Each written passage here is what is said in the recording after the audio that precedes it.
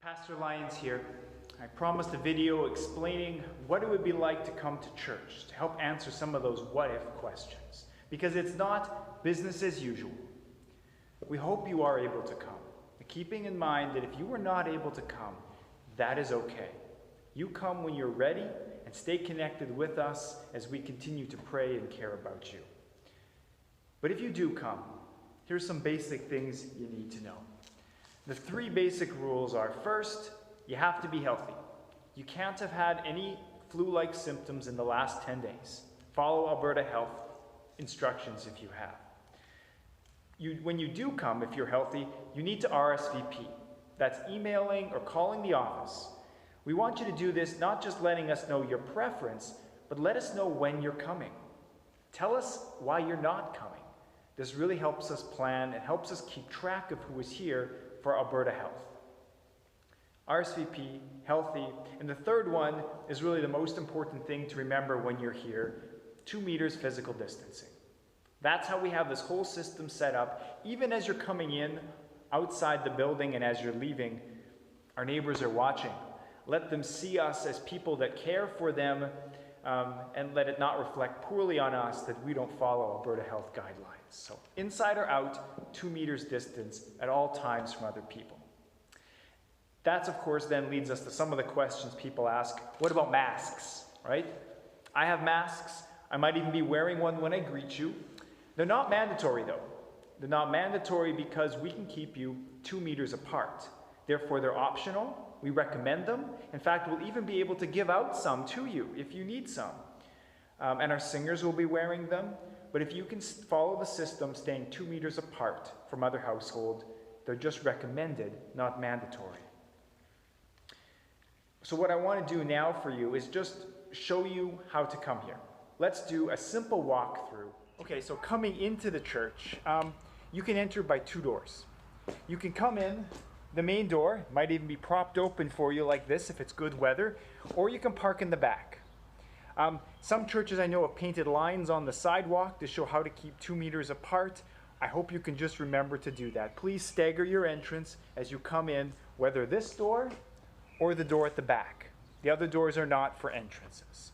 Okay, so park, come on in, keep your distance, enter this door or the one at the back. Okay, so once you get inside, the number one rule, whether you're entering from the back or from the front, is stop. You'll probably be greeted by some person smiling, perhaps under a mask.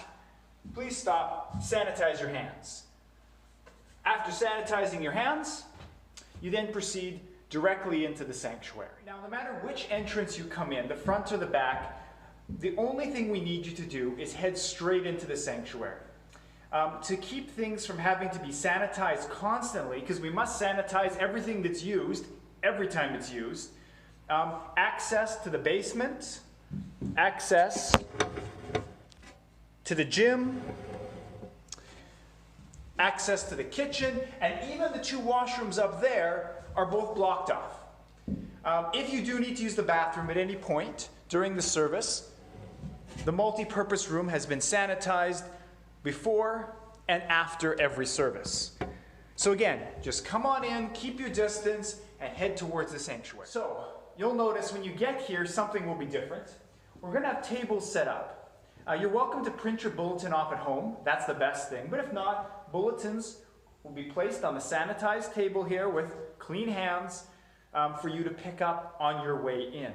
In fact, that's all you do is just come on in. You don't hang out in the narthex. You'll notice there's no coat hangers. You take your coat, everything with you right in so we don't have congestion coming back here after the service. There's also no point to access your mailboxes. We've already mailed out pretty much everything you need, and we're not even using them to give you any material right now. If you need something, you're welcome to talk to the office, and we can get it to you during the week. So just come on in, grab a bulletin if you need, and you enter in through these first doors into the sanctuary. The one other thing you'll know, we already started doing this before, is if you brought an offering, you're welcome to place it in the offering plate as you come in the door. It will be received during the service. The other way to donate is, of course, mailing in your check or donating through the Lutheran Church Canada website. When you come in, and I'll explain in a second, the sanctuary is set up a little bit different, but there will be an usher or an elder that'll direct you to a spot. You may get a choice. Sorry, you may not.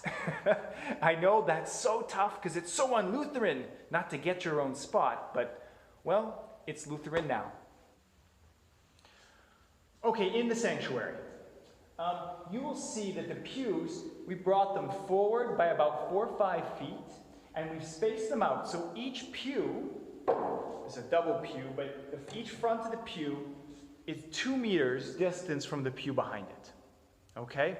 And that goes, a little bright in here, for that section over there by the organ, for the middle section, the other middle section, and even way over there on the other side.